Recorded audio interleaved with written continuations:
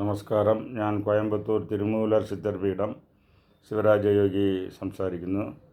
ഇപ്പോൾ വിഴിഞ്ഞം പോർട്ട് വന്ന് ഇപ്പോൾ ഇൻ്റർനാഷണൽ മാപ്പിൽ ഒരു പോയിൻ്റായിട്ട് മാറി. ഇൻ്റർനാഷണലുള്ള ഷിപ്പ് വന്ന് ഇന്ത്യയിൽ വന്ന് ഇറങ്ങുന്നതിൽ വിഴിഞ്ഞം, മുംബൈ ആൻഡ് ഗുജറാത്തിലൊരു പോർട്ട്, അങ്ങനെ 3 പോർട്ടിൽ ഒന്നായി. It is A natural port. അതാണ് അതിൻ്റെ വിശേഷം. നാച്ചുറൽ പോർട്ട് എത്ര വലിയ ഷിപ്പ് വന്നാൽ നിൽക്കാൻ പറ്റും. കുളച്ചൽ 1, വിഴിഞ്ഞം 1. കുളച്ചലിലാണ് ഇത് പ്രൊപ്പോസൽ ഇട്ടത്. അത് പിന്നെ അവരുടെ പൊളിറ്റിക്കൽ റീസണിൽ അത് അവിടെ നിന്ന് തള്ളിപ്പോയി. ഫസ്റ്റ് ഇത് പ്ലാൻഡ് ഇൻ കുളച്ചൽ.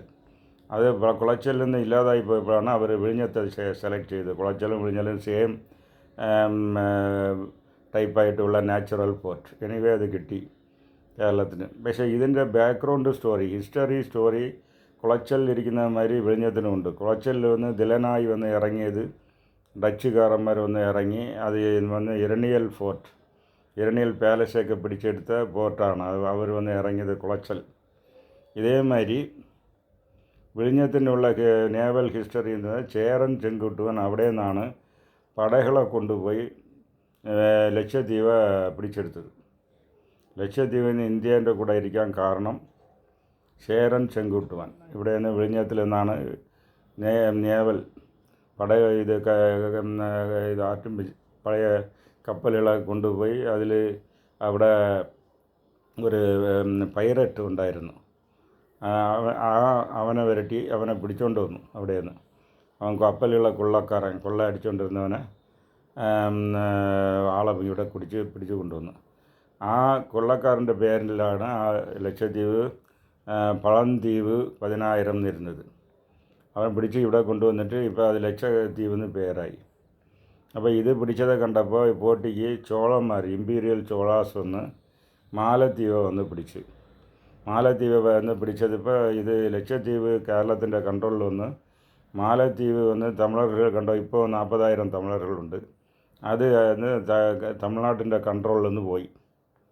അപ്പോൾ ഈ ship, international ship, mother ship വന്ന് ഇറങ്ങുന്ന ഒരു യാർഡായിട്ട് മാറി വിഴിഞ്ഞം. പക്ഷേ ഇവിടെ ഇന്നൊരു വലിയ ഒരു ഓപ്പർച്യൂണിറ്റി ഇരിക്കുന്നു. ആ ഓപ്പർച്യൂണിറ്റിയാണ് ഷിപ്പ് യാർഡ്.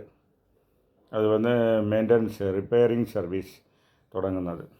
ഷിപ്പ് യാർഡ് ഇമ്മീഡിയറ്റായി ഈ കാർഗോ ഫെസിലിറ്റീൻ്റെ അടുത്ത് ഇതേയും കൂടെ തുടങ്ങിക്കഴിഞ്ഞാൽ വരുമാനം മികുതിയായിട്ട് വരും. ഇപ്പോൾ ഇൻ്റർനാഷണൽ ഷിപ്സ്, ഇന്ത്യൻ ഓഷനിൽ പോകുന്ന ഷിപ്പുകളൊക്കെ റിപ്പയറിങ് സർവീസിന്, ഡോക്ക് സർവീസിന് പോകുന്നത്